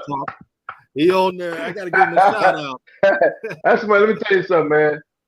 That's Zoe DeLorean right there. I'm telling you right here, man. I am not, I'm not being funny when I say this. I'll give you 100 tries. You're not gonna find many Jacksonians that know more about this than I learned more from Zoe just from our conversation. And Zoe said he's a person that carries around useless information just for no reason. He's like a walking almanac in a historian, man. He give you dates, he give you all of that. So Zoe, that's my brother, man. And we talk literally. We were talking before we did this. We're gonna probably talk later on tonight. I know he over on the East Coast, but man, you'll be hard pressed. Man, me and Zoe go back from when long before recruiting was like a hot topic, right? Man, Zoe would write down everybody that we offered, brother. I said everybody we offered, what high school they went to, their height, their weight. He had a whole tablet, and we just sit down and discuss this stuff. This is long before Tiger Talk. This is what we've been doing this for decades, man. Talking about recruits. That's why I said, like, when you see the stuff that people say about signing class, I'm like, yeah, they don't know, man. They're not following recruiting like talking about it. They just, Now I'm not gonna insult those that do follow recruiting, because some folks know what they talk about. Some folks that's out here, they know what they're saying, and I get it. But could you imagine 2024? I'm gonna just say this, and I'll shut up. In 2024 we play ULM again, right? Yeah, I did see that. Could you imagine if Travis Hunter? Let's just say Travis Hunter's gonna be a sophomore next year. Let's just say Shador's a junior at this time. Let's say we beat Texas State, and then we got ULM again, and we done had another signing class and another signing class. Travis Hunter, junior, Shador, senior. I'm just hypothetically. Could you imagine, the impact of what our roster would look like in after we done had some momentum of an FBS school? So I know we signing a lot of talent, but our talent is young and it's being developed, and not all players that come to college are a finished product. Just because they're 3, 4, 5-star kids doesn't mean they don't have to be developed. And that's where the coaching comes in at. 84 plus years of coaching from all levels that our staff are able to, bring to the table. And so I'm excited, man. I'm excited to see. Like I said, we got a new offense that's going to be, I think we're going to apply some pressure this year. We're looking to score some points, man. I don't think you're going to see the same Jackson State you saw this past season where we're going to stall. I think we're going to play faster, which I'm happy about. I really thought we played way too slow last season. And you're going to see a more faster, more precise Jackson State on offense. So I think we got better on all sides of the ball, and I'm looking forward to it, man. That's all I got, brother. Exactly. I'm excited, man. I'm glad to have you on the show. Let me answer this one question before you roll out, my brother. Yep. No worries. Trucking with Tony says, I'm hoping JSU lands, if I say his name, please forgive me, Labius Overton. His dad is an HBCU alum, and he reclassified to 2022 after JSU offered. I saw that, and I'll say this, man. We got a chance with every kid, man, that we offer, as long as we got Coach Prime, and we got some real good recruiters on this staff, man. Coach Prime said he had another big fish that was possibly going to be announced this week. I have no intel on who that could be, week, but I'll just leave it at that. But as far as Overton, really good kid, man. Really good kid. One of the things you see happening with the reclassifications, a lot of times you have kids that may be holdovers. They may be 19-year-old seniors that can actually go back one, so they kind of be a little bit ahead as they go through their football years. Then that allows them to really actually reclassify as they get a lot older. They can go on to college. So we'll see. We did make an offer, but we'll see what happens, man. Recruiting don't stop until the season starts, and even then. But shout out to the staff, man, for the momentum they've already got garnered towards the 2023 class. I mean, my goodness, man. I mean, we put a lot of offers out there for some really high level, highly talented class kids in the 2023 class, man. So the coaching staff there's a method to their madness. They have a strategy. They don't just recruit players just for stars. They actually are looking for players that are projecting to the NFL. They're looking for NFL talent that can be developed into that. So yeah, we'll see, brother. Yes, sir. Any last words before you roll, my brother? Man, I just want to, shout out to everybody, man, out in the space, brother. That's just fighting a good fight, doing their due diligence, man, doing they putting their hard work into this, man. Um, shout out to Tiger Nation. Shout out again to the entire 1400 Club family, man. And, for those that don't really, like I said, 1400 is the address, Jackson State, 1400 J.R. Lynch. So again, we really dope organization that we, really just alums that's looking to, move the needle for athletics, the band, and one of the things we have in place, like we mentioned, Tiger Talk with the 1400 Club podcast, man. We try to bring you just cutting edge content, and two, everybody's can't sit down and look at a screen all day. So while you're moving, you got your ear pods in. Hey man, tap in, man. You can get some really good content, and we try to give you the facts on everything that's JSU related.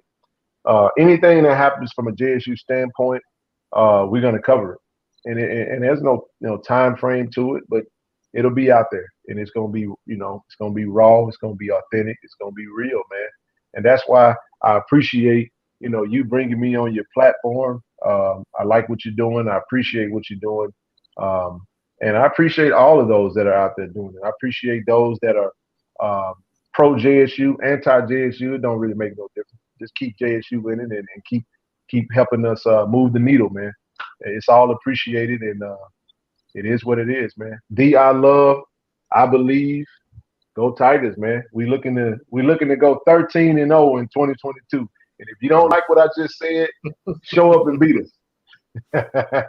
You heard it. You heard it from the man. Yeah, we got it. Hey, man. Hey, it's all good, brother. All right. I ain't read the comments. I see the comments coming across. I might look. I'm not a fan of the comments. The comment section. Listen, I one last thing. Right. I was thinking about this. So I say this and I'll go. One of my classmates at Jackson State, matter of fact, Kahari Alexander. Shout out to Kahari, man. His grandmother, the library at Jackson State is named after his grandmother, Margaret Walker Alexander Library.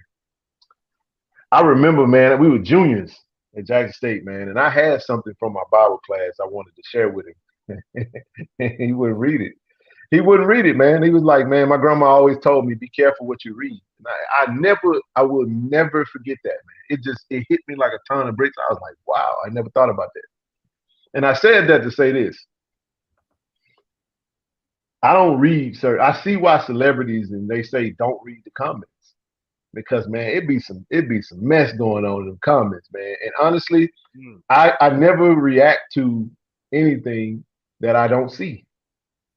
So a lot of times I honestly control what I see and consume. It's just like food, man. You can't eat Mickey D's every day and then wonder why you got fat. You follow what I'm saying? Consumption is just like dieting, brother.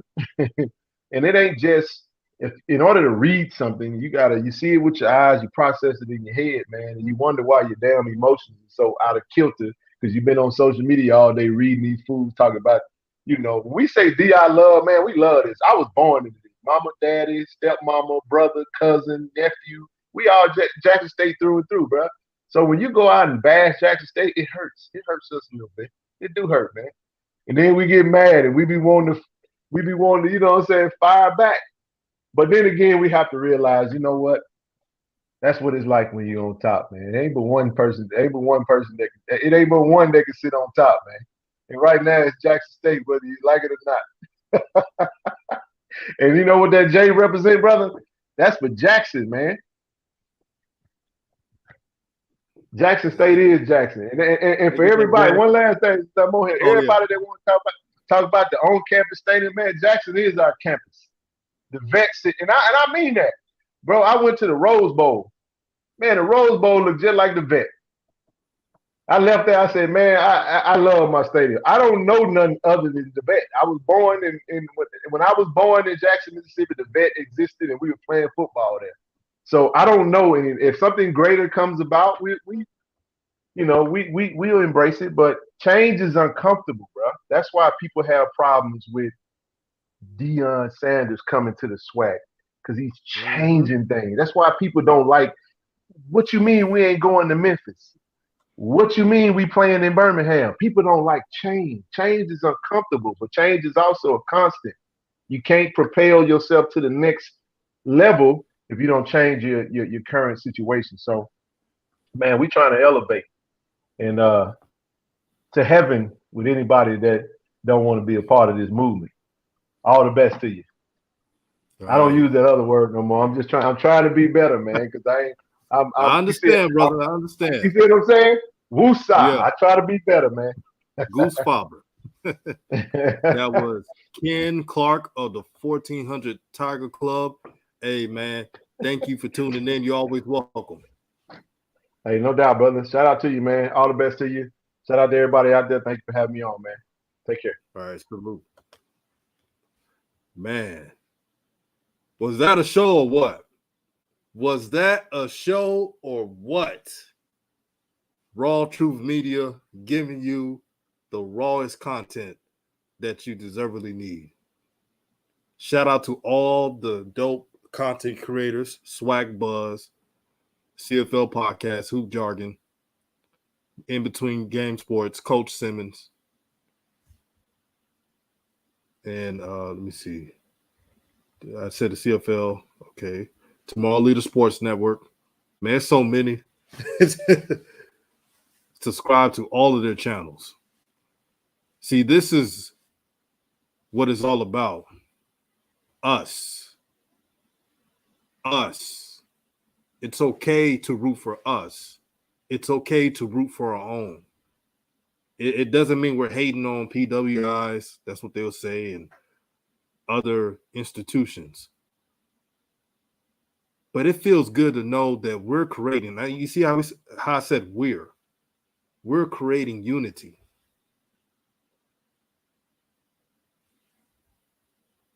Jeremiah Clark says, you forgot one. I'm not saying it all names, brother. The dudes I rock with. I know we got a gazillion, and that's not even a word, content creators, but it's a lot going on. This is what we all look for. And the good thing about having Ken Clark in, he brought clarity. You see, I was questioning about the D2s. I didn't want any D2s. But now I'm hearing the side of helping other HBCUs and smaller HBCUs rise up and not only thinking about just the FCS ones. That makes sense. It makes sense. It's so important to learn. The problem with today's society, we all want to be right. And then we diss people who we disagree with. We call out their names. We shit on their progression. And we don't show love when someone's doing right. It's backwards thinking. Now, I grew up in the South, so maybe it's a little different than other places. But I was raised upon having that family unit. When I go to SWAC, I want to go to SWAC games that feels like a cookout. Yeah, we talking our ish about schools, but it's all love. You can hate Jackson State or like Jackson State, but the fact is, you need Jackson State if you're a SWAC fan, because they're elevating everybody. If Coach Prime was at Bethune-Cookman, it would have been the same thing, or any other school. That's okay. Before the SWAC stuff was going on, my channel was at 2,500. I was already monetized, talking about basketball. Everybody know my channel. But I'll be honest to say, talking about SWAC and Coach Prime coming in, it does help. And shout out to Ken for the honesty. It's an honest approach. The guys that I just named, we've all been honest about that from the jump. And we love it because it brings us together. Anything that brings people, our people together. I don't care if it took Coach Prime coming in to do it. It takes one person to create infinite change. So let me repeat that for the people in the back. It takes one person to create infinite change. And I won't make any apologies about that. I grew up in the SWAC. Man, my father was rooting for PV for years, even when they had those down years in the 90s. I never went to PV, but my household was PV'd out. And then family members that went to Texas Southern. Got a cousin that went there. Now he's a defensive attorney. I got another cousin that went to Texas Southern for pre-law.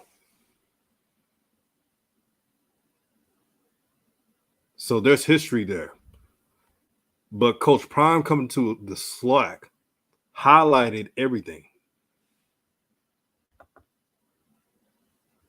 So that's why Ken Clark on this interview today, he was chilling back. He doesn't care about who talks about JSU or who likes JSU. No one's going to stop what they're doing, just like no one's going to stop Grambling State. Like no one's going to stop Alabama A&M. Shout out to Coach Manor. Just like no one's going to stop Willie Simmons at FAMU.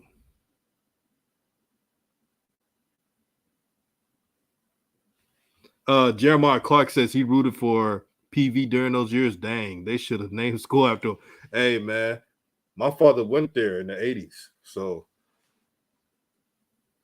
you know how bad PV was in the 90s, man. It was bad, man. They were on probation and limited scholarships. It was a bad time. Trippy says, he says, I live near Howard U, but I love all HBCUs. That's what it's all about. Shout out to Howard. Also, we can't get too sensitive.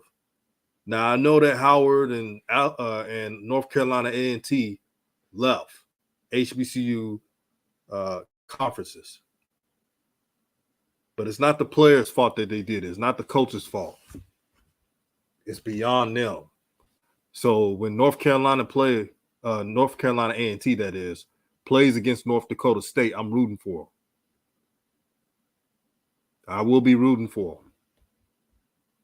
And they may not win that game, but I'm not going to talk about them losing the game. I'm not going to put that type of energy out there because I don't think it's right. How about we believe in North Carolina A&T since nobody else want to believe in them? Let's believe in those brothers because we know they're putting in work.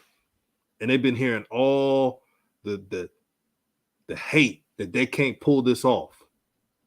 Yeah, Hampton too. Hampton, sorry about that.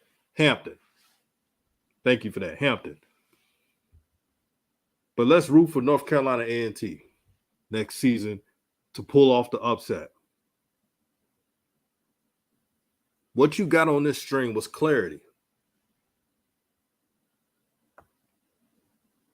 After this interview, I sat back just a quick second. I was like, wow, we were all complaining about nothing, knowing that Jackson State's going to have a really strong schedule in 23 and 24. But since we like complaining and not talking about the progression of success, this is where we are. Jackson State fans, man, I got to keep it real with y'all. Let no one take your joy. You've been losing for 6 years, and all of a sudden you can't celebrate your team. You can't say that your team can win it all. You can't talk about what Coach Prime has done for your university, with the AD, Ashley Robinson, shout out to him, did for your school. It's a bad thing for saying, you know what? I like the fact that we're given an opportunity to showcase 10 SWAC schools and multiple SWAC teams will be on TV. But you know what the Shine is going to say? The Shine is going to say, well, DJ said this is a strong schedule. No. I even pointed out that I wish there were no D2 schools, but I also mentioned I'm not the AD. See, when we get power in something, we're on YouTube and Twitter, we think our word means something, but it doesn't. Not even mine. We think just because we get a couple of subs that our word is law. None of us on YouTube has been an AD before. That's why I left it alone. I'm not the AD. If it was me, I wouldn't have D2 schools, but hey, I'm not in that position. It's not an easy position because an AD, he has to think what's going to bring money for my institution. And if nobody wants to do a home with Jackson State this year, so be it. We got Jamal. He said, come on, Raw. Preach, bro. Hey, man. Thank y'all for tuning in. I need about 200 plus likes. And make sure to become a member of RawTruth Media. It's just $2.99. $2.99. RawTruth Media, man. This is a family. This is love, man. It's about our people. It's crazy. I was talking to one of my kinfolk, right, up in Texas on the phone. And he watched my video today, and he's like, DJ, man. He said, I thought people would be excited that JSU will play more HBCUs and bring more money to HBCUs, but they're mad because they're not playing more PWIs. Why is that? And I said, because some people yearn for the complexion, for the protection. That white skin is all in, and this is not anti-white. It's just that it's a mindset. See, we come from the South, so it's a little different. But if you go to different coasts, not everybody, they're conditioned that if it ain't white, it's not right. So it's kind of like brainwash. And I can't convince everyone to do for self and to be Black Central. I can't do that. But what I can say is, let's actually talk, think, and come together. That's all. Right, Q-Horn. They just want Jackson State to lose. That's all it is. They just want Jackson State to lose and have that ha-ha feeling. But I got to give Jackson State fans credit. You guys handle your losses better than anybody in the conference. When Jackson State lost to South Carolina State, I saw a lot of JSU fans give credit to South Carolina State. Said that they out physical them, they out coached them, everything. And they didn't make any excuses. They did say that, of course, they didn't want it more, but that's obvious. South Carolina State wanted it more. Anyone can see that. Shout out to Sonic Boom C98. He said it's not about love for whites and people. It's about strength of schedule. It's about saying the SWAC is the cream of the crop in FCS. I'm down with that too, but hey, man, they gotta agree to a home and home. It's got to be fairness. So North Carolina A&T, they got to go to Fargo, but they're not doing a home and home in Greensboro. Is that fair? That's not fair. It's not fair. And I don't care whoever says it's not fair. Right, Jamal, it can't be one way. The power is in HBCUs. We're generating all this money. No, if you want this spotlight and this money, you got to play in our terms at our stadiums. So North Carolina A&T is not good enough to have a home and home. I want y'all to listen to that. Is North Carolina, so they're not good enough to host the game?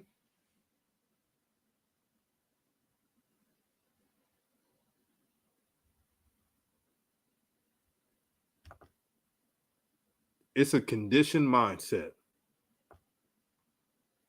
Right. And shout out to the to All Leader Sports Network. Make sure you subscribe to this channel. like he said, own the product. That is the goal for 2022 for Jackson State and all SWAC schools. You got to own your own product. Jackson State got 3 non-conference games that are good quality. Not next year, 23 and 24. They're set.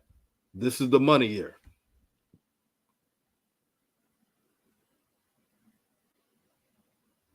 Right, Jacktown. Yesterday's price is not today's price. I can't believe some people want the SWAC to bow down because they're stuck in that old SWAC mindset. Oh, just take the home game, go in there. Why can't they?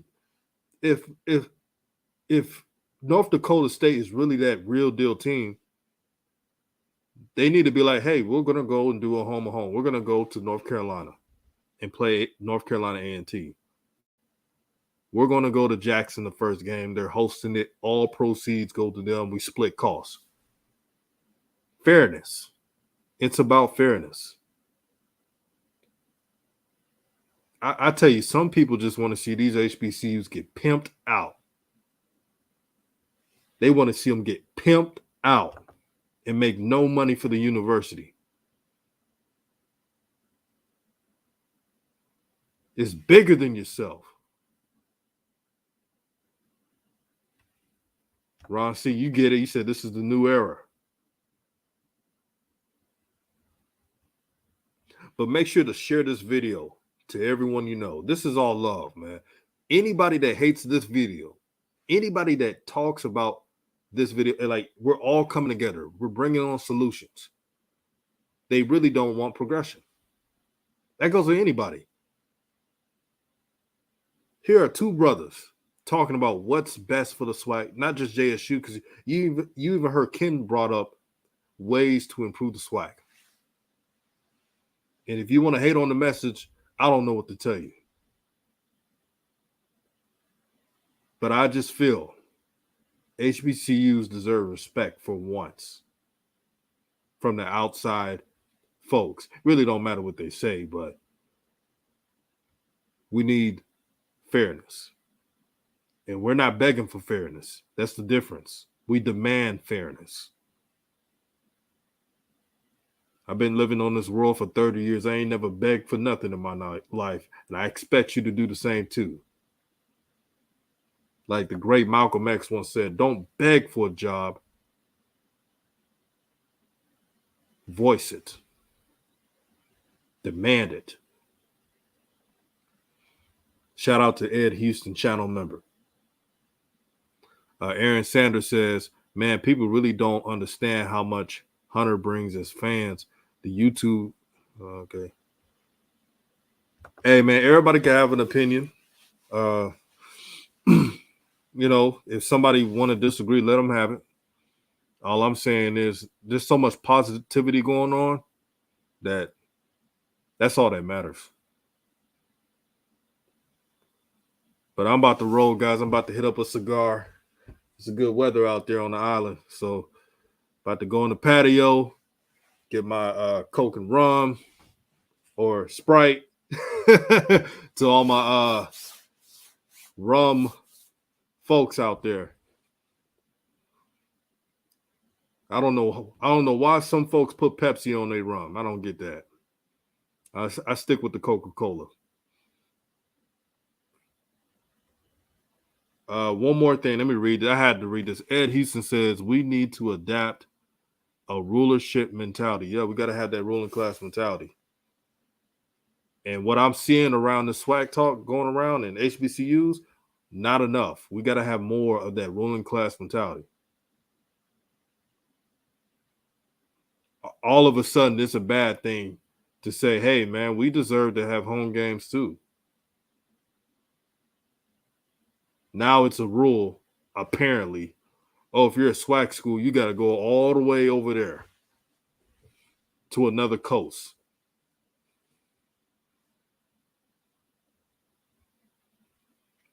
But peace and blessings, peace and love to everyone, man. Please like, share the video.